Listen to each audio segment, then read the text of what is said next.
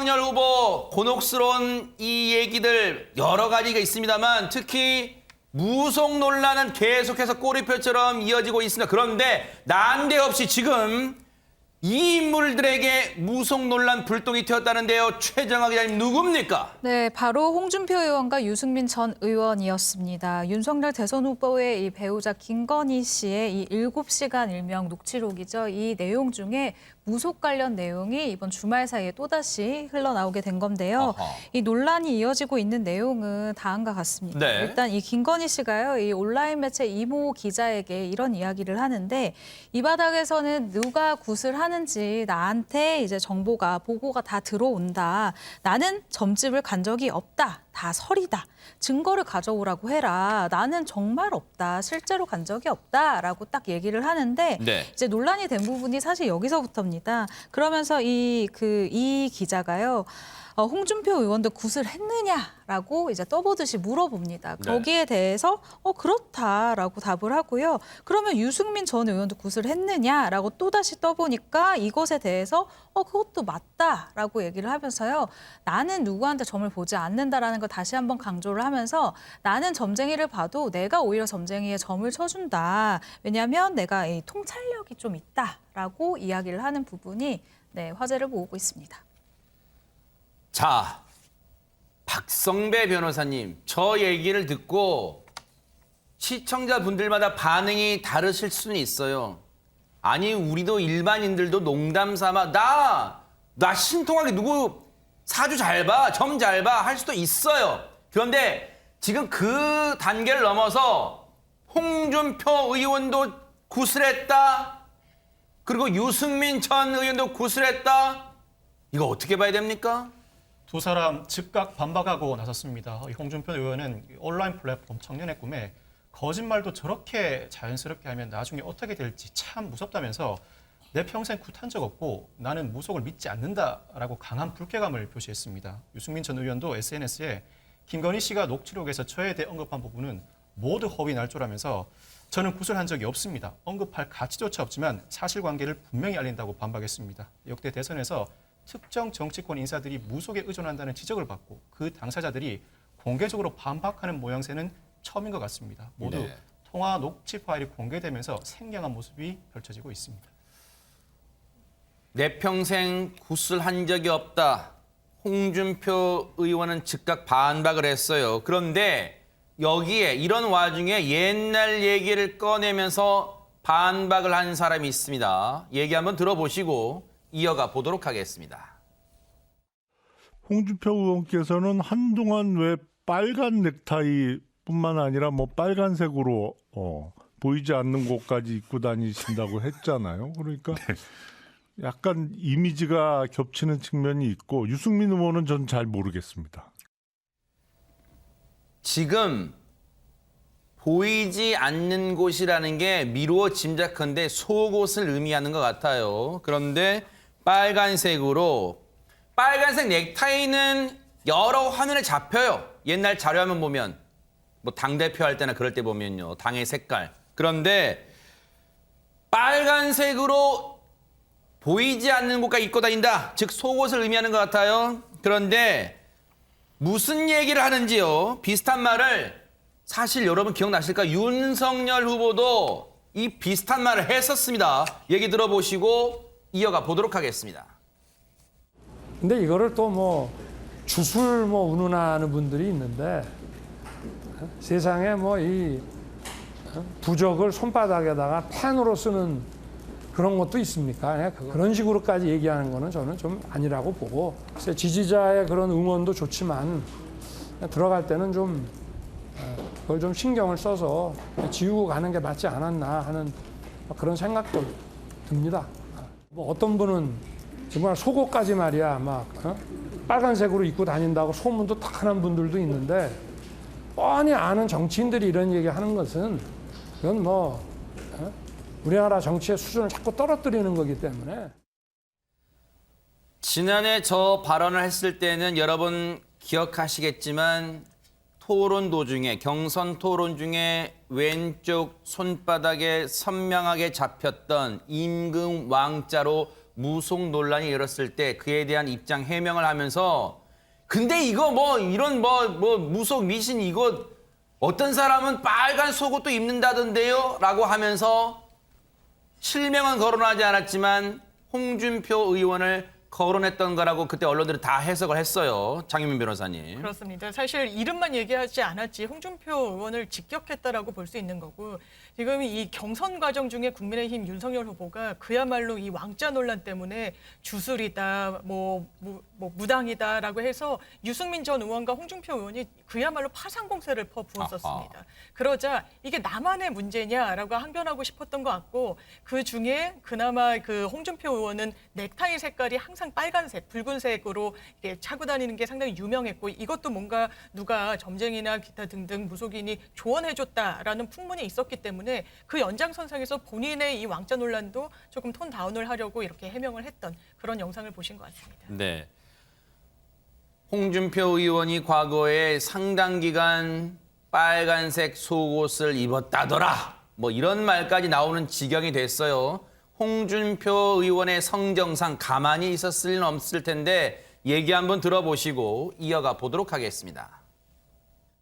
최근에 어이가 없는 게 거기에 왜 내 속옷이 들어갑니까?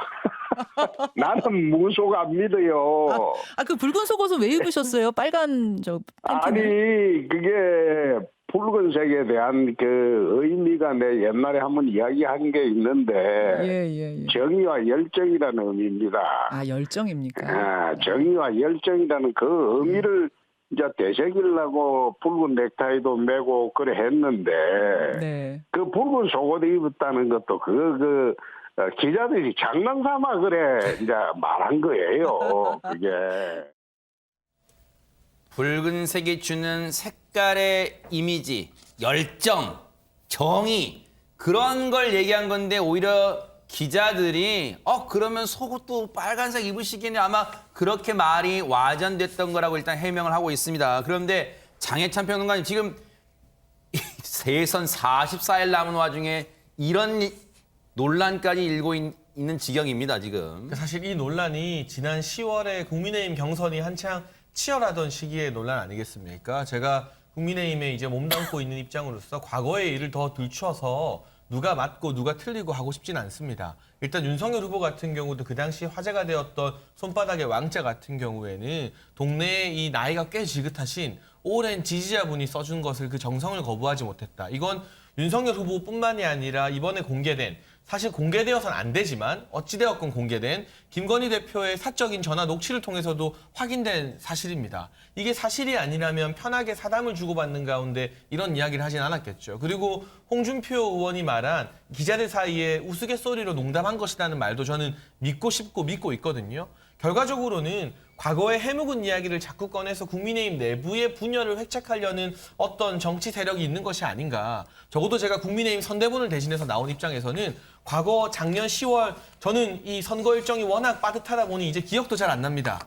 그때 일을 다시 꺼내기보다는 어떻게 하면 원팀을 이뤄서 미래를 만들어 나갈 수 있을 것인가에 대한 이야기로 정치권이 집중하는 게 비단 국민의힘뿐만 아니라 민주당 입장에서도 국민이 바라는 정치에 대한 기대를 충족시키는 일 아닐까 합니다. 그런 생각은 하실 것 같아요. 참 시청자분들이 유권자로서 자괴감은 들 것 같아요. 참 대선이 이 지경까지 됐나?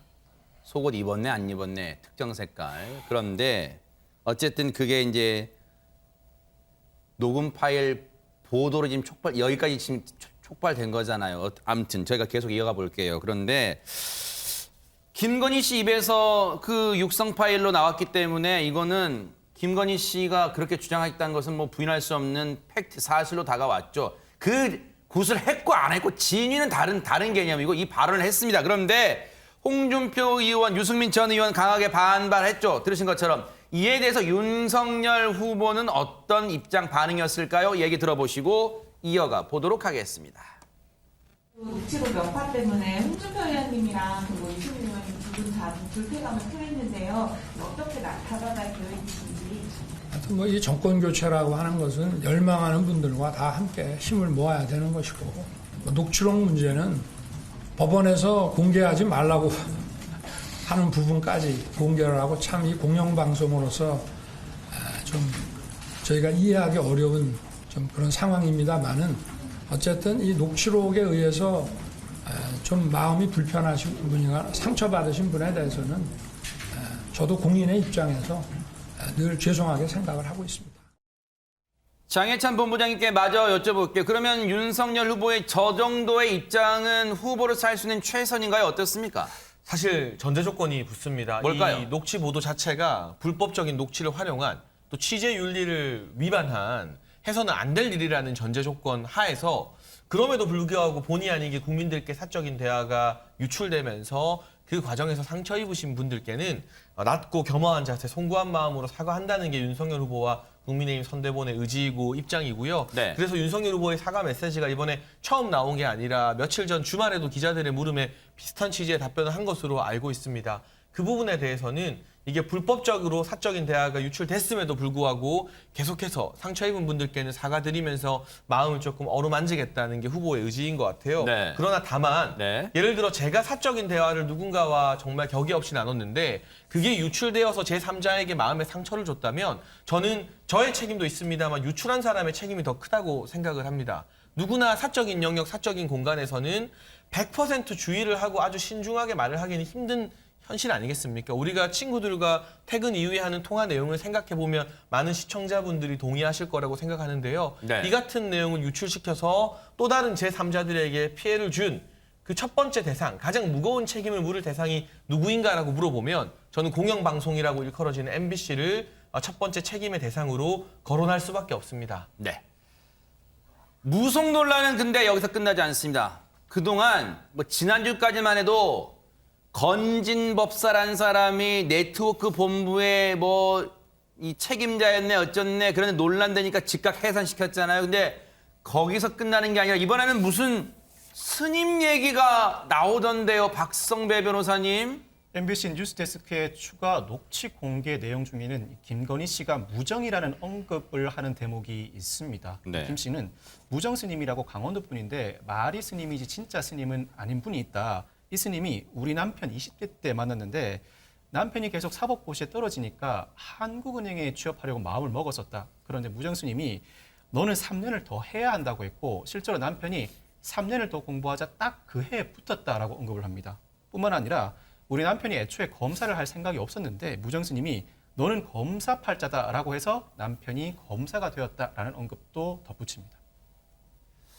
스님은 스님이라고는 불리지만 김건희 씨 얘기로는 진짜 스님은 아니라는 분인데 어쨌든 무정 스님으로 불린대요. 그런데 참 여기서 많은 얘기를 합니다. 사실관계는 뭐 맞다 틀리다 떠서 특히 김건희 씨 배우자가 남편 얘기한 거니까 거의 사실이라고 봐도 될지는 모르겠습니다만 어쨌든 강원도 분이란 무정 스님 말은 스님이지만 진짜 스님은 아니다. 그런데 그 스님이 윤석열 후보가 20대 때 두 사람이 만났대요. 지금 김건희 씨 말로는 계속 사법고시 떨어지니까 이거는 익히 알려진 바죠. 사시 구수를 했다. 9번 떨어졌다. 그러다 보니까 하도 많이 떨어지니까 고시를 많이 떨어지니까 그래도 엘리트들만 들어간다는 한국은행에 들어가려고 했다. 그랬더니 그 스님이라는 사람이 무정 스님이 3년 더 팔아 사법고시를. 그랬더니 딱 3년 했는데 붙었대요. 남편이 검사할 생각도 없었는데 너는 검사 팔자다라고 조언까지 해줘서 검사도 그분 때문에 됐다. 그런데 이 얘기를 하기에 앞서 지난주에 일부 언론 보도에서 윤석열, 김건희 부부 두 사람이 2012년에 결혼했어요. 상당히 윤석열 후보 입장에서 나이로 치면 늦은 나이로 결혼했는데 두 사람을 이어준 게 어떤 스님이 있었다 했는데 그러면 김건희 씨는 이 육성 파일에서 그 부분을 인정한 셈인가요? 어떻습니까? 그렇죠. 이 육성 파일만이 아니라 김건희 대표의 지인들은 네. 몇 번 들은 이야기라고 합니다. 일단 뭐 피할 수 없는 게 음성 파일에 녹음이 돼 있으니까 본인이 한 얘기는 맞는 것 같습니다. 근데 만약에 사적인 자리고 그냥 지인들이 있는 자리 이런 얘기를 하면 저부터가 와 용한 스님이네. 그냥 검사라도 검찰총장까지 됐어? 대단한 사람이네라고 넘어갈 수 있는 문제지만 이 전화 통화를 했을 때 그게 불법이라 하더라도 신분은 후보 부인 신분입니다. 말씀을 좀 아껴 써야 되는 게 아닌가 싶기도 하고요. 뭐 다른 소문들이 무성합니다. 이 무정스님이 뭐 검사만이 아니라 두 사람에게 결혼해라 했다 이런 얘기까지 나돌기 네. 때문에 이제는 본인은 본인이지만 지위가 좀 달라진 상황에서는 누구라도 불법 도청을 할 수 있다는 위기를 좀 느끼시고 좀 말씀은 조심하시는 게 낫지 않나 싶습니다. 네. 녹음 내용, 통화 내용에서는 이 무정 스님이란 사람에 대한 얘기가 더 나옵니다. 그 내용도 짚어볼까요? 최정아 기자님. 네, 어떤 내용이었습니까? 네, 그렇습니다. 이 무정스님이라는 말을, 이 이야기를 듣고, 이 사람의 이야기를 듣고, 아, 역시 도사는 도사구나 했던 일이 있다고 하는데요. 네. 그게 바로 이 두 사람의 성향에 대해서 이 무정스님이라는 사람이 이야기를 한 부분이었습니다. 이게 어떤 부분이냐면요. 이 스님이 김건희 씨한테 이렇게 얘기를 했다고 합니다. 너는 이 윤 후보하고 잘 맞는다. 그분이 이제 처음 소개를 할 때도 너희들은 근데 완전 반대의 성향이다. 김건희는 완전 남자고 이 윤 후보는 완전 여자다. 근데 이 김건희 씨가 이야기를 해보기를 겉으로 보면 우리가 누가 우리 성향을 그렇게 보겠냐. 그런데 실제 결혼을 해보니 정말 그게 진짜인 거야. 라고 이 기자한테 얘기를 했습니다. 그런데 저는 사실 이 녹취록을 듣고요. 이 앞뒤 상황들에 대해서는 굉장히 뭐 의견이 여러 가지로 갈릴 수 있는데 뭐랄까요. 그러니까 저는 이거는 정말 그냥 사담이라고 생각을 했거든요. 그러니까 여러 가지 의혹을 뒷받침, 이 무정스님에 대해서 무속적으로 믿고 있다라는 것을 뒷받침하기 위한 녹취록에 공개된 일환이라고 저는 봤고요. 이 앞뒤 다른 내용은 또 따로 해석을 해야 될 것 같습니다. 네. 해석은 시청자분들이 자율적으로 시청자분들에게 맡길게요. 과연 이런 얘기, 물론 앞서 우리 유윤경 평론가님 말씀 중요한 말씀 해주셨어요. 신분이 지금 현재 신분이 대선 후보 배우자란 신분에 걸맞느냐, 그걸 좀 감안했어야 되지 않느냐, 그런 주장도 나올 수 있죠. 그런데 보통 또 한쪽이 그럴 거예요. 아니 이 정도 말은 다 하잖아. 그리고 야 그거 뭐 용하게 잘 맞춰. 그런 말 다 하지 않느냐.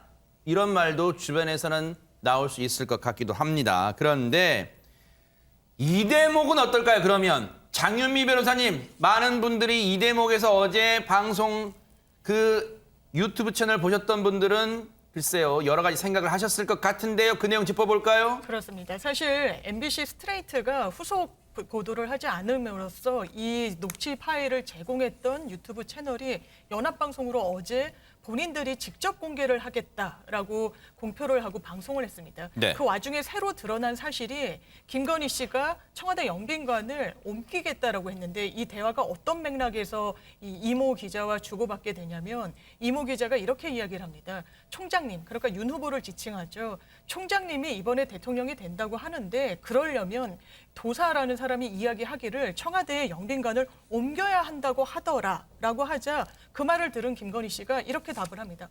옮길 거야.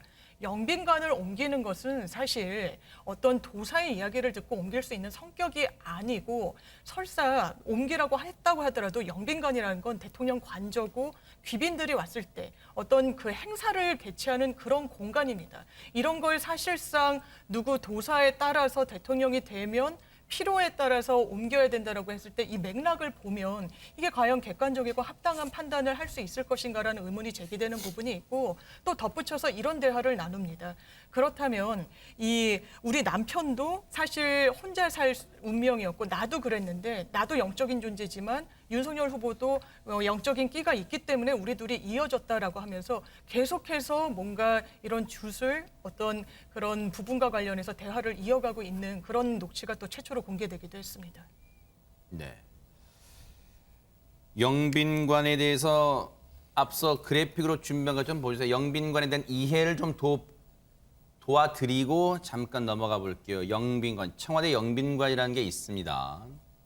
1978년 12월에 준공됐으니까 한 45년의 역사를 갖고 있네요. 1층에 접견장이 있고 2층에 만찬장이 있습니다. 용도는 외국에서 손님들이 오시면 귀한 손님들이 오시면 공식 행사를 여는 곳입니다.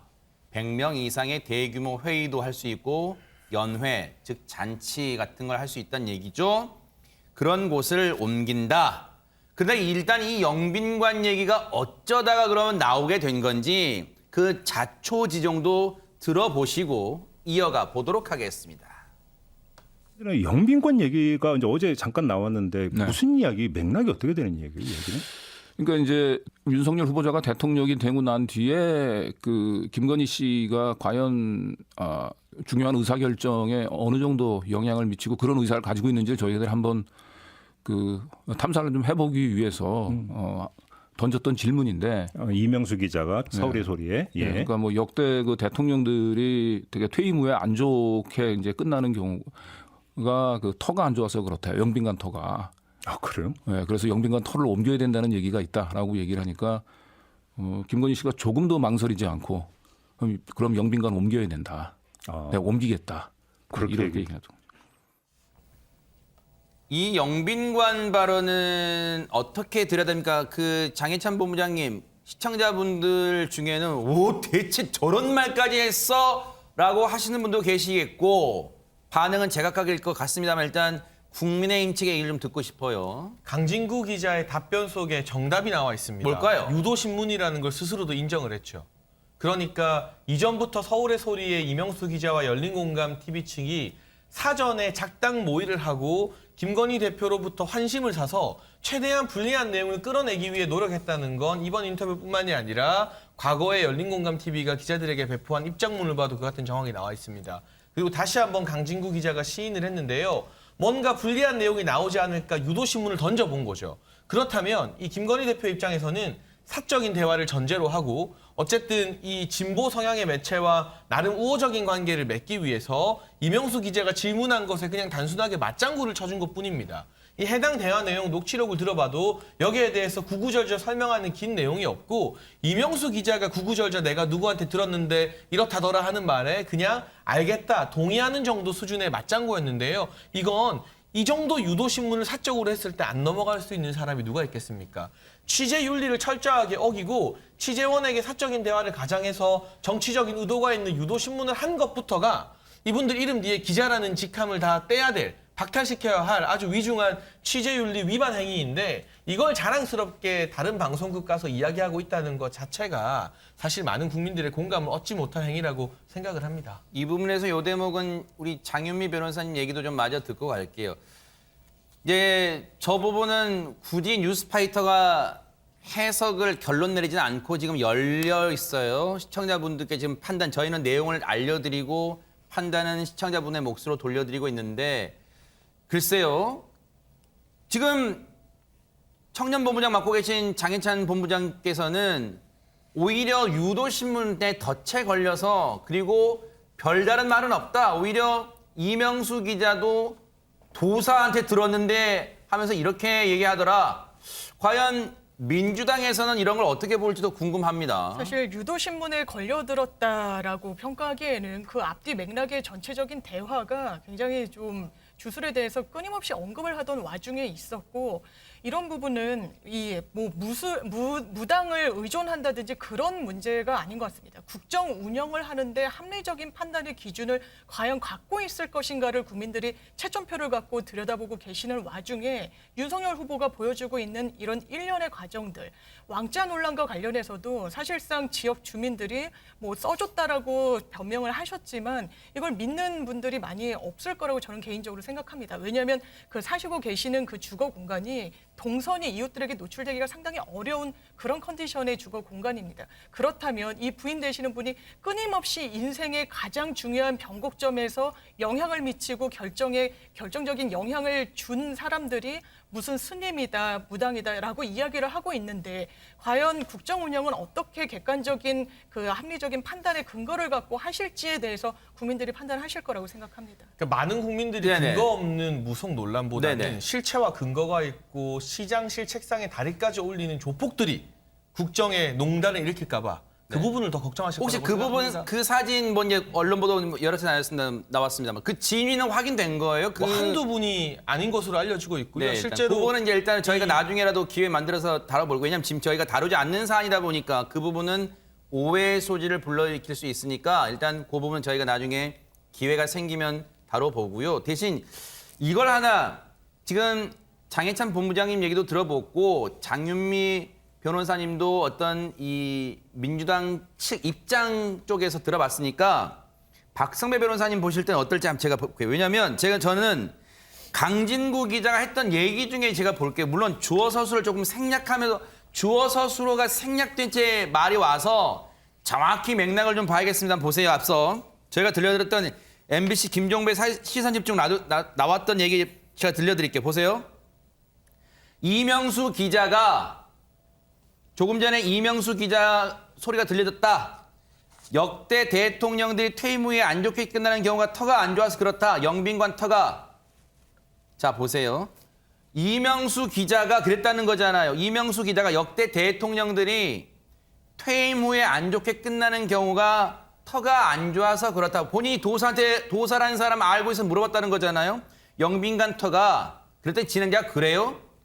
그래서 영빈관 터를 옮겨야 된다는 얘기가 있다고 얘기하니까 즉 김건희 씨한테 영빈관 터를 옮겨야 된다는 얘기가 있어요 누나라고 얘기했다는 거죠. 그랬더니 김건희 씨가 지금 주어 서술을 이거잖아요. 김건희 씨가 조금 더 망설이지 않고 그럼 영빈관 옮겨야 된다. 옮기겠다. 자, 옮기겠다고 말은 했지만 앞에 이러이러한 얘기가 있어. 영빈관 터가 안 좋대. 터가 안 좋다고 말한 주체는 일단 이 대화상에서는 박성배 변호사님, 김건희 씨가 주도적으로 터가 안 좋다는 얘기한 건 아니네요. 녹취록 내용 자체만 볼 때는 자신이 국정의 주체이고 영빈관을 옮길 수 있는 힘을 가지고 있다는 점을 드러내놓고 언급하지는 않는 것으로 보입니다. 먼저 여러 곳에 따져봤더니 터가 안 좋다고 하는데 본인은 어떤 생각을 가지고 있는가? 영부인 후보로서 이 묻는 질문에 나는 그렇다면 일종의 무속에 나름대로 효과가 있다고 판단하는 입장에서 그렇다면 영빈관을 옮길 수도 있지 않겠느냐라는 가능성을 제시하는 수준으로 보입니다. 이 해석은 더 구체적인 이야기가 나오고 있지 않기 때문에 내가 만약 남편이 대통령이 당선되었을 때 국정에 관여하겠다고까지 해석할 수는 없지만 기본적으로는 무속에 어느 정도 효과를 부여하고 있고 대통령에게 영향을 미칠 수 있는 영부인으로서 입장을 내비쳤다는 점에서 양측 입장에 따라 그 효과, 즉 이 대화의 내용을 해석하기 나름이라고 봅니다. 즉 자신이 국정 운영의 주체라는 점을 명백하게 드러내진 않았지만 대통령에게 일정 부분 영향을 줄 수 있고 그 영향의 근거가 무속이라는 점에 대해서는 사람들에 따라 호불호가 충분히 갈릴 수 있는 대목으로 보입니다. 이러다 보니까 민주당에선 연일 하루가 멀다 하고 지금 무속 논란 이걸 공세 고삐로 쥐고 있습니다. 얘기 한번 들어보시고 이어가 보도록 하겠습니다. 윤석열 후보 부인 김건희 씨가 홍준표 의원과 유승민 전 의원이 구슬을 했다고 발언한 것이 보도되자 국민의힘 내부는 진실 게임을 넘어 진흙탕 싸움으로 번지고 있습니다. 내부 분열이 끊이지 않는 윤 후보 선대위는 당내 통합부터 제대로 하기 바랍니다. 청와대 영빈관을 옮기는 문제까지 도사의 말이나 영적인 끼에 의존하려는 것입니까? 대통령 후보로서 또 후보의 배우자로서 이런 인식을 갖고 있으면 앞으로 중요한 모든 국가 정책과 사업에 있어서 어떤 기준과 근거로 일을 하게 될지 의심스럽기만 합니다. 유인경 평론가님, 물론 앞서도 여러 차례 말씀드렸지만 서울의 소리 측과 대화 도중에 나눈 육성이 있기 때문에 이런 말을 했다는 건 부인할 수 없는 사실이에요. 했다는 자체는 사실이에요. 그런데 이런 말을 했다고 해서 지금 민주당 측의 주장은 윤석열 후보가 당선되면 구판이 벌어진다. 이 대한민국 청와대가 구판이 벌어진다. 뭐든지 중요한 의사결정, 국가 중대사를 무속의 의견을 결정한다. 근거가 뭘까요? 우리는 박근혜 정부 들어서 최태민, 최순실 그 부녀의 트라우마가 있습니다. 뒤에서 뭐 조종을 했다, 오방생뭘 줬다, 뭐 그것 때문에 민주당 측에서는 이렇게 무속 프레임을 거는 것이 가장 국민들의 마음을 움직이고 그다음에 여론, 유튜브를 비롯한 또 공중파에도 가장 흔들기 좋은 거라고 생각을 하는데 이제 뭐 그래서 이 선대위가 마치 주술비서 선대위라고 불리게 가장 홍보나 그다음에 무슨 여론을 조성하는 게 좋은 얘기라고 생각해서 그건 이해가 갑니다. 그런데 우리나라뿐이 아니라 외국에서 전례가 있죠. 로널드 레이건 대통령의 경우에는 부인 낸시 레이건 씨가 점성술사와 긴밀한 관계를 갖고 있다는 소문이 돌았는데 마지막에 이제 퇴임하자마자 비서실장이었던 도널드 리건이라는 분이 회고록을 써서 진짜 맞았다. 낸시 레이건이 매일매일 통화했다라고 했는데 낸시 레이건도 부인을 하지 않았습니다. 본인이 휘둘린 것이 아니라 힌클리라는 정신 이상자한테 남편이 총격을 받은 이후로 몹시 안위가 불안해졌기 때문에 미국 대통령이 안위가 불안해졌기 때문에 의논할 수밖에 없었다라고 하는데 그건 대통령 이후에 된 얘기고요. 이게 정치판에서 저는 정말 60평생 살면서 대선에 내가 어떤 우리가 행복을 가질 수 있을 것인가, 우리의 삶이 더 나아질 수 있을까, 내 자식이 어떨까가 아니라 누가 점을 봤다, 누가 아니다, 누가 죄를 졌다, 누구 동생이 어떻다. 제발 좀 이런 데서 좀 벗어나고 제가 뉴스파이터에 나오는 걸 큰 기쁨으로 아는 패널 중에 하나인데 여기 나올 때마다 정말 마음이 무겁습니다. 안 기쁘세요? 네. 누가 기쁘겠습니까? 기쁘게 해드릴게요. 네. 네, 재밌는 얘기를 좀 해보겠습니다. 그런데 짚어볼게요. 앞서 이제 그 발언들 그래픽 좀 보여주세요. 제가 뭐 저분들 말에 말꼬리 잡는 건 아니지만요. 글쎄 뭐 거의 주술 대통령이다. 불안감 커진다. 뭐 강훈식 의원, 전략개혁본부장. 조승래 대변인, 구판으로 얼룩진 국민의힘 집안싸움. 앞선 이제 홍준표 의원, 유승민 전 의원 거론한 거 그게 얘기한 것 같아요. 그런데 이건 어떻게 봐요? 기자의 관상과 손금까지 봐준다. 물론 김건희 씨가 대선 후보자의 후보의 배우자이기 때문에 중요합니다만 주변에서 관상, 손금, 자격증이 있어 보는 건 아니냐. 재미로 볼 수도 있는 거 아니에요? 이런 것까지 지금 공격의 대상으로 일단은 삼고 있어요, 민주당이. 기자의 손금과 관상까지 봐줬다면서 주술선대위라는 거예요. 자, 이 상황, 곤혹스러운 국민의힘 어떻게 헤쳐나갈까요? 얘기 들어보시고 이어가 보도록 하겠습니다. 계속 녹취 공개하면서 이어가고 있는데 여기에 대해서는 어떻게 생각하시나요? 거기는 그러니까 이 법률적인 부분에 대해서 위반한 부분들이 틀림없이 있어 보이거든요. 그래서 그런 부분에 대해서는 우리가 하나도 빠짐없이 이 사법적인 대응을 할 생각입니다. 김건희 씨 사과 의향은 혹시 공식 활동 계획 같은 것도 있을까요? 뭐 아주 확정적이지는 않아요. 그래서 제가 지금 말씀드리기가 적절치 않네요. 우리가 어떻게 하는 게 가장 옳은 일인지 부분에 대해서 고민을 더 하고 있어요. 이러다 보니까 장해찬 본부장님, 김건희 씨의 육성 파일에 대해서 어쨌든 논란이 계속 이어지다 보니까 또 그 육성 파일 중에 여러 이슈들, 굵직굵직한 이슈들이 있다 보니까 추가 사과 얘기가 나오고 있어요. 혹시 국민의힘 내부에서는 가능성 혹시 논의하고 있습니까? 어떻습니까? 오늘 아침 선대본 회의가 끝나고 권영세 선대본부장이 기자분들과 백브리핑한 답변에서 말한 것처럼 아직까지 뭔가 방침이 확정적으로 정해진 것은 아니고요. 여러 가지 갈래의 방향성을 두고 고민하고 논의하고 있는 단계입니다. 다만 이 MBC에서 스트레이트 2차 방송을 하지 않겠다고 해놓고서는 법원에서 가처분 신청을 한 이 사적인 대화까지도 제2차 방식의 어떤 발췌 형식의 보도로 훨씬 더 악의적으로 퍼뜨리고 있는 행태가 계속되고 있기 때문에 저희 입장에서는 사실 방송을 하지 않겠다고 했던 이런 식으로 계속 인용하는 보도가 언제까지 이어질지 좀 가늠하기가 어렵습니다. 네. 관련된 보도가 어느 정도 다 드러난 이후에 입장을 정리해서 국민 여러분께 알려드리는 게 순서일 것 같습니다. 네. 윤석열 후보 뭐 이런 지금 논란도 있습니다만 해결해야 될 얘기가 또 있어요. 바로 두 번째 난제라고 할 수 있습니다. 뭡니까, 최정아 기자님? 네, 바로 홍준표 의원입니다. 지난 19일이죠. 윤석열 후보와 이 만찬 회동 이후에 계속해서 SNS 글을 통해서 윤석열 후보와 이 후보의 최측근들을 저격하고 있는 모습인데요. 특히 21일에도 청년의 꿈 게시판에 글을 게시했습니다. 어떠한 내용이냐면요. 한 누리꾼이 이렇게 글을 썼습니다. 뻔뻔하다는 말에 윤석열이 먼저 떠오르는데 라는 글을 올렸어요. 여기에 대해서 이 준표형이라는 이 아이디로 홍준표 의원이 이런 댓글을 씁니다. 면후심흑 중국 제왕학. 이라고 썼는데요. 이게 무엇이냐면 일단 면후심흑 같은 경우에는 얼굴은 두껍고 마음은 검다라는 뜻이죠. 이 중국 제왕이 되는 이 학문 중에 면후심흑이라는 이 말이 있다라는 뜻인데요. 네. 사실 이 홍준표 의원이 지난해, 그러니까 작년에는 대장동 의혹과 관련해서 이재명 후보를 면후심흑이다라고 비판을 한 바가 있습니다. 그런데 이번에는 자신의 이 국민의힘 후보인 윤석열 후보를 이렇게 저격을 한 모습입니다.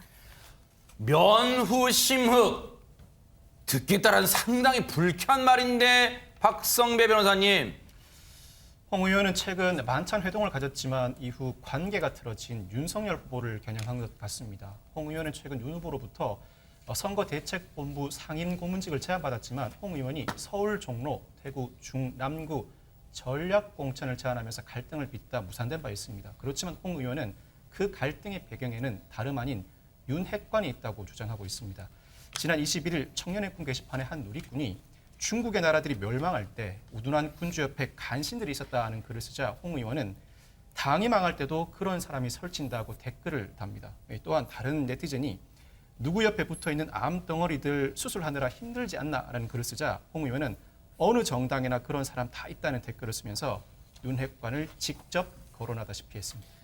그런가 하면 홍준표 의원이요. 더 나아가서 출당 얘기를 꺼내요. 출당 SNS 뭐라 쓰냐. 내 발로는 못 나가겠고. 상당히 이거 센 발언입니다. 지금 여러 가지 얘기들 나오고 있잖아요. 앞서 뭐 권영세 본부장도 정치에 뭐 구태 정치다 이렇게 썼어요. 선거대책본부장 맡고 있는 권영세 의원 말대로 윤핵관들이 준동해서 차라리 출당시켜주면 마음 더 편할 것이다.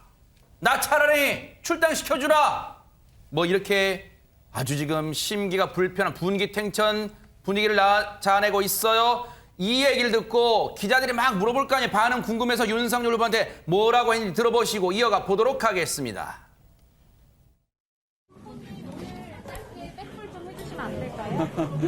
뭐 물어볼 거 있어요? 네. 어제 많이 얘기를 했는데 더 여기 아니 뭐 이런 거 있잖아. 누가 뭐라 하면 말했는데 거기에 대해서 어떻게 생각하세요? 그런 거는 이제 말합시다.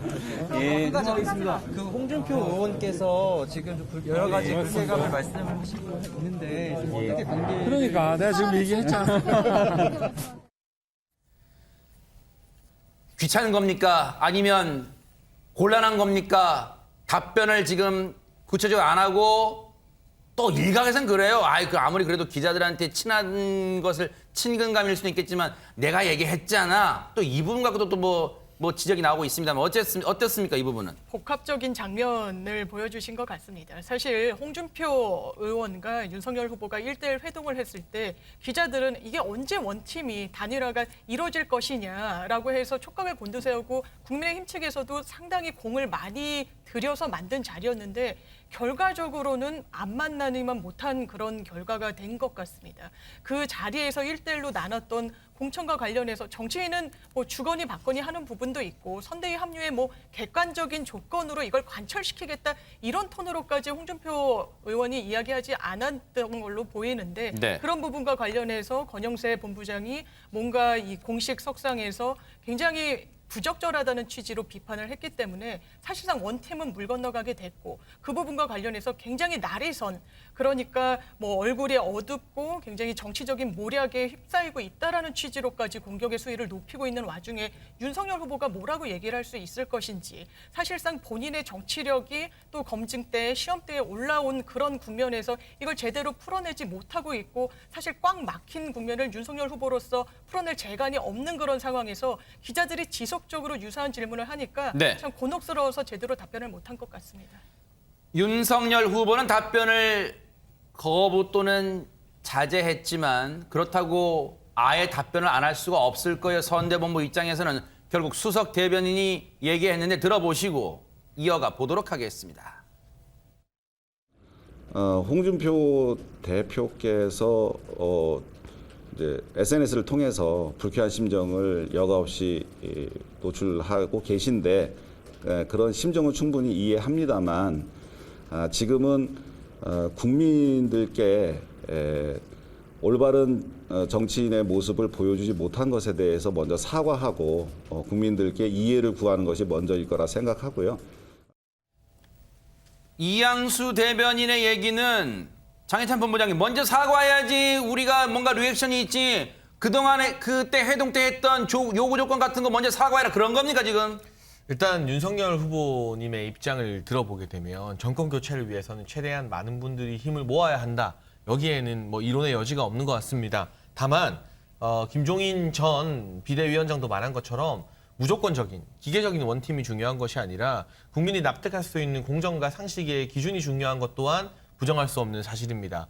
그렇다면 이 좋은 뜻이었다 하더라도 대선이라는 절체절명의 선거를 앞둔 상황에서 이 특정 지역구의 특정 인물들을 추천하는 것이 순수한 의도의 추천이었다 하더라도 국민들 보기에는 샴페인을 너무 일찍 빨리 터뜨리는 거 아닌가. 자칫 오만해 보일 수 있는 여지가 있기 때문에 그 부분에 대한 지적은 홍준표 의원 측에서도 겸허하게 받아들일 필요가 있다는 생각이 들고요. 네. 이 부분에 대해서 또 많은 이 야당 지지자분들, 정권 교체를 바라는 분들이 생각하는 원팀은 윤석열 후보와 이준석 당대표의 화학적 결합이었습니다. 그런데 지난 1월 6일에 이 결합이 이루어지고 갈등이 봉합된 이후에 2주 넘는 시간이 흘렀는데요. 과거와 다르게 이 화학적 결합도 상당히 잘 되고 있다는 당 내외 그리고 언론과 국민들의 평가가 여실히 드러나고 있지 않습니까? 그렇다면 이 윤석열 후보와 이준석 대표의 결합이 흔들리지 않는 이상 다른 어떤 인물들이나 경선 경쟁 후보들의 어떤 이견 같은 게 국민의힘이라는 큰 이 함대의 원팀 기조에 아주 뭐 결정적으로 작용할 것 같지는 않다는 게 제 개인적인 판단입니다. 네. 이양수 대변인이 이렇게 얘기하니까 홍준표 후보가 홍준표 의원이 오늘 뭐 또 다른 입장 또는 뭔가 분위기를 좀 해석해 볼 수 있는 그런 이 글을 적었다면서요. 네, 홍준표 의원의 억양을 흉내내 보자면 네.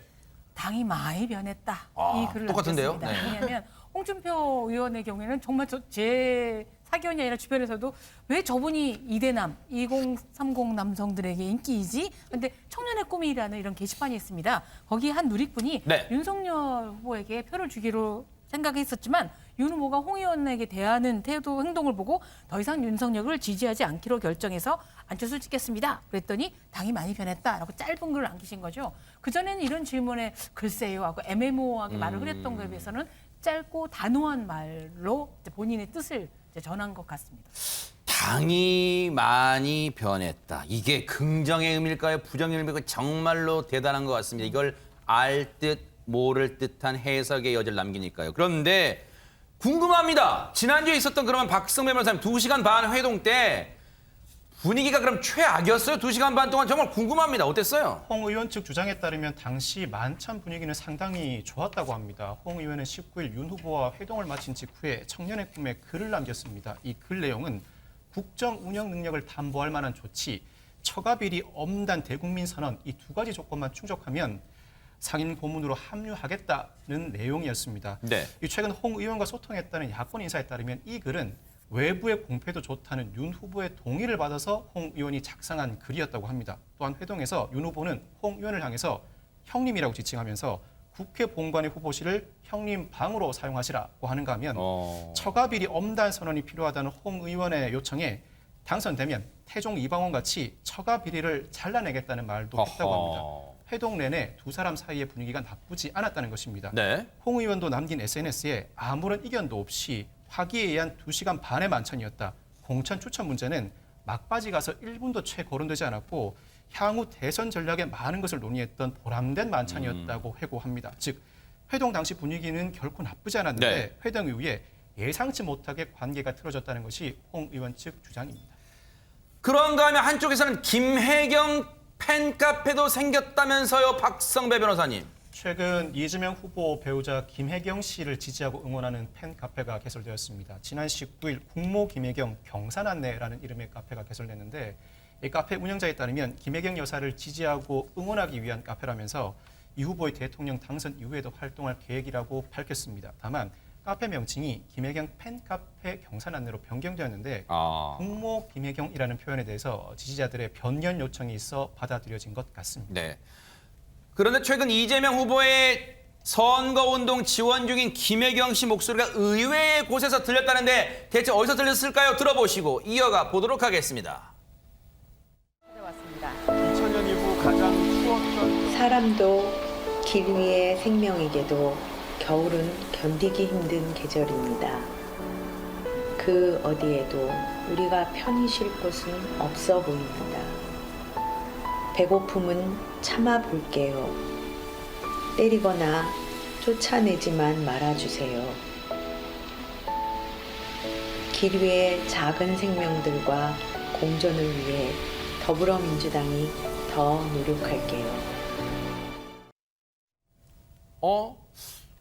귀에 익은 목소리이긴 합니다. 진짜로. 김혜경 씨입니다. 어허. 김혜경 씨가 유튜브에 요즘 동물권이 굉장히 각광받고 있고 또 동물을 키우는 인구가 1,500만 명이 넘는 그런 상황 속에서 뭔가 이 동물권에 대해서 한 목소리를 내는 좀 읊조리듯이 저음으로 하는 그 유튜브 영상이 좀 소소하게 관심을 끌고 있는 상황인데요. 누리꾼들 반응도 좋습니다. 네. 마음이 따뜻해지면서도 마음이 아픈 그런 영상이다. 내레이션이 좋아서 계속 듣게 되는 영상이다.